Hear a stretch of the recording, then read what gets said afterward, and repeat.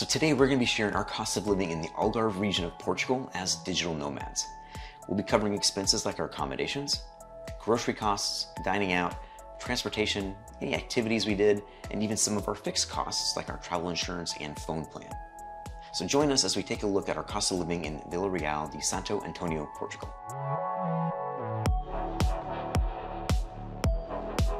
Hey, welcome. We're Joel and Michelle, otherwise known as the Wandering Hartz, and we're living an abundant life through slow travel as nomadic travel bloggers.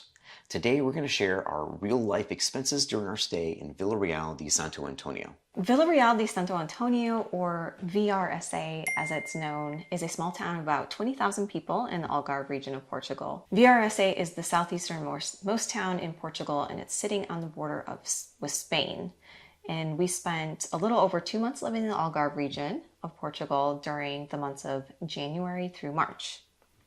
So our first month was spent in Portimao, which lies about midpoint along the southern coast of Portugal. If you're interested, you can watch, listen, or even read about our time in Portugal on our YouTube channel, our website, and soon your favorite podcast service. So you might be considering living in VRSA, either as a digital nomad, an expat, or retiree.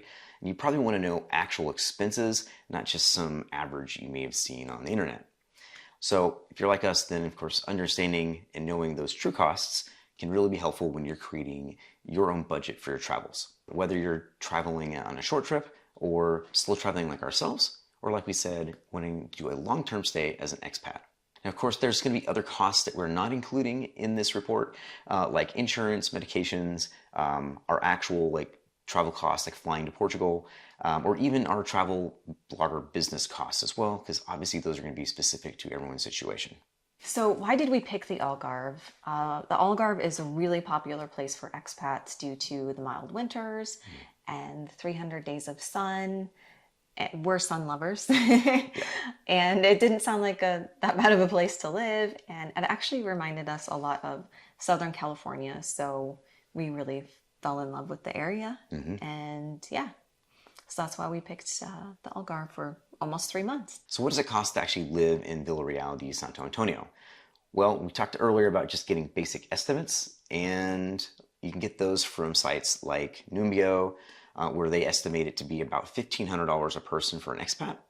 Or if you look at like Nomad List, which is another popular one for digital nomads, they give you a range of somewhere around $2,233 per person per month. So, I mean, $1,500 to $2,000 or $2,200 is actually quite an affordable option for quite a lot of people, especially if they got some kind of retirement or even like some side income, like a rental or even like a social security. So while you're thinking about that, let's get into our own numbers and see what our costs actually were, and with a little bit of commentary. So obviously one of the biggest expenses for nearly everyone is going to be accommodations. And as you know, housing prices can vary quite wildly all over the world in different regions, and from very affordable to very expensive. Now, we're really big proponents of slow travel, which allows us to stay in a location for several weeks to even several months at a time. And we basically try to stay long enough that we can get a significant discount on those accommodations. So usually in our experience, you can get a pretty good discount by booking at least 2 weeks or longer on most booking platforms. So for our stay in VRSA, we chose to book a long-term rental through flat.io.com. And this was our second time using the Flat.io platform, which we were really happy with. It's easy to use and communicate to the property managers. That's how we booked our stay in Portimao. Our apartment was located on the ground floor, and it was nice and brightly decorated. It was a 1-bedroom, 1-bath with a large kitchen, living room, and access to an interior courtyard, and had a sun deck with a pool. And you can watch the tour of our stay on our YouTube channel. So our total cost for the month was $958.50, and that also includes the service fee that Flat.io adds on. And that also include utilities as well, which is another added advantage, and that included like all of our internet and electricity and stuff too. Okay, so now let's talk about our food and grocery costs while living in VSRA. For us, that's usually like breakfast, snacks, maybe our adult beverages like beer or especially wine in Portugal. But it also included our household items too, like toilet paper, detergents, and those kinds of things. Groceries in Portugal we found to be fairly affordable. One thing to keep in mind though is that the quantity you might get in a package is often a little bit smaller, and it's something we've noticed all throughout Europe as well, especially as compared to the United States.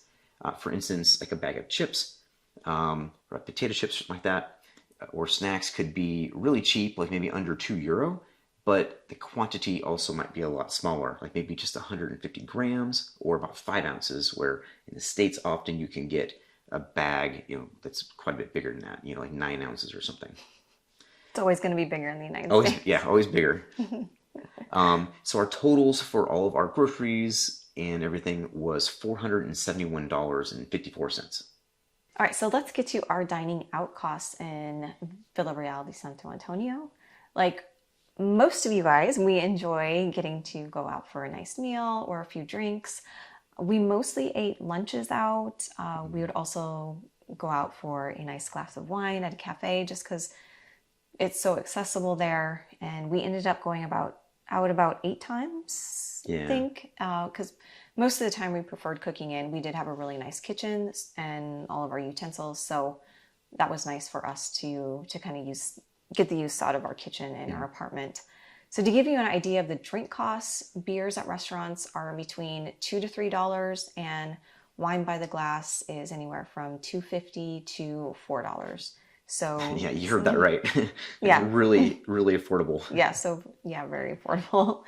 So at the grocery store, you could easily find a local beer for about €4.89 for a 6-pack or 12 ounces. A bottle of wine will run as little as $2. Yeah, you heard that right. To $8 on average for wine. So our total for dining out, meals and drinks is $111.17. Yeah. So now let's talk about transportation costs. During our stay in Villarreal, we did not have a car at all, although we do have our international driver's licenses just in case we wanted to rent one. We pretty much walked everywhere.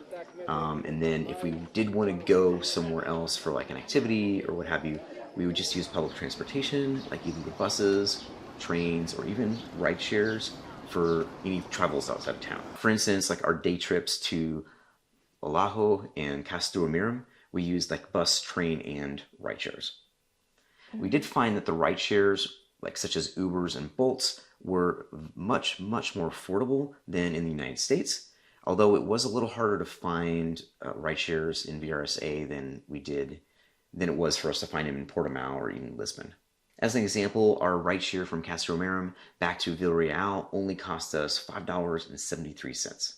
So our total cost for transportation in VRSA for the month was $30.53, which is pretty darn good. So there's a lot of outdoor activities that you can do in VRSA and the surrounding area. Depending on where you're living, we try to book experiences that will kind of let us see our surroundings and explore. We often like to book experiences through travel sites like Viator or Get Your Guide. But while we were in VRSA, we took advantage of kind of a little bit more kind of smaller day trips. And since we were there in low season, there wasn't as many things going on. So we basically went to the beach, Praia de Santo Antonio. There's a small town that's, I don't know, it's about 10 minutes away, Castellamirum, from VRSA. And then we went over to Ayamonte, Spain as well. We just took the ferry over. So the one cool thing that we did explore was the Knights Templar Castle and Museum, and that was up in Castellamirum. And it was super, super affordable. It was only cost us $2.37. So for both of us. Yeah, for both of us. So that was our experience for the month. So that's all we spent. Yeah, that was our total too. $2.37. Now, of course, we do have some fixed costs that we will include that are directly related to our time in Villarreal de Santo Antonio. For instance, travel medical insurance. We use the Nomad insurance from Safety Wing, which of course provides us travel insurance coverage plus medical benefits worldwide. We actually have a video about that in an article on our website that you can check out if you'd like. As far as our mobile phone service, that's a pretty important thing to have. And obviously we could spend a lot less money by just purchasing SIM cards in each location that we go to, or even using the eSIMs, which is just the data only. But for now, we've been just using our US-based T-Mobile service, which works really, really well. Everywhere we've been in Europe, we haven't had any issues at all, especially in Portugal. It's also nice that that does give us a few extra perks with our T-Mobile service, like Netflix, Apple, and Paramount Plus. Although Paramount Plus does not, we could not get that to work while we're in Portugal at all. So, a little bit of a bummer. If you're interested, we are on the Magenta plan, or Magenta Plus plan, actually. And since I'm a veteran, I also do get a little bit of a discount as well. So you'll see that reflected in our totals too. And then, of course, when we travel, we like to use a VPN, which is a virtual private network. And we use that both in the United States when we travel, as well as when we're overseas. And it's kind of an extra layer of protection. They're really good for unlocking geo-locked websites, like some of those streaming services we mentioned, or even keeping your banking information kind of hidden and stuff like that. So for that, we actually use Surfshark. That's kind of our VPN of choice, and mostly because it doesn't do any logs like any of your traffic, and the price is really, really good too. It's super cheap. So our total fixed costs were mobile and internet was $112.50. Our Nomad insurance from Safety Wing was $136 for the two of us, and then of course our VPN was $2.21, with a grand total of $250.79. Before we get into our total costs, we would like to ask you that if you're finding this helpful, then share it with others and subscribe for more content like this. Our goal is to help you live an abundant life through slow travel. So one quick thing before we get into our total costs for our month in Vila de Santo Antônio, Portugal. And that is just to say that obviously your costs are going to vary based on your accommodations, dining out activities that you choose to partake in. So that's why we're hoping that all of these individual numbers will give you some idea of, you can extrapolate from that and figure out like how that applies to the way you generally travel too. And again, another thing is, since we are slow traveling and we're not staying put for months and months at a time, or even years at a time, we're not going to get some of those discounts and breaks on like accommodations and things like that a local might get. So our total costs for two people were $1,824.90. So I think it's interesting because that's a lot cheaper than both what Numbeo and what Nomad list was suggesting individually. In fact, we did that for two people.